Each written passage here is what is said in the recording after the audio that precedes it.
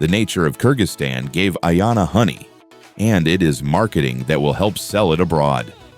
Ayana is not a superhero, she is an entrepreneur who wants to export. Follow her steps and perhaps the next brand abroad will be yours. Exporting doesn't start with packaging, it starts with understanding who needs you. Who is already on the market? What do they offer? Where is demand growing? Understand it and act on data, not intuition. Want to try? Follow closely. We select the country of interest and request a brief market portrait. Please note, growth in demand, VAT level, customs barriers. Now, it's time to show the world what makes you unique. A unique selling proposition is not just a phrase, it is specific, in English, in numbers, and with high-quality visualization. Here is an example of a good USP. Now it's time to get noticed. Where will they find you? An exhibition, a platform. The main thing is not to sit and wait. Marketing is an action.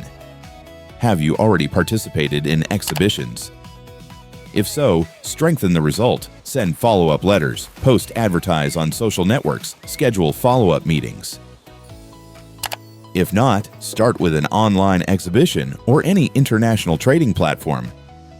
It's easier than it seems, and if you want to try it, prepare a short presentation and letter. Register for the nearest online event in your industry. For example, the Expo Goods Central Asia Forum. Interest is the beginning. It is important to respond quickly, to the point, politely.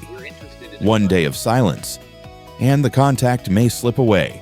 A month later, we sum up the results. How many contacts?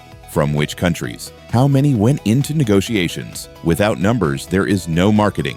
Gut feelings are not a strategy. Ayana just started with a small step. Today, she exports. You can too. Templates, step verification, and support are all already here. Start developing your export business now.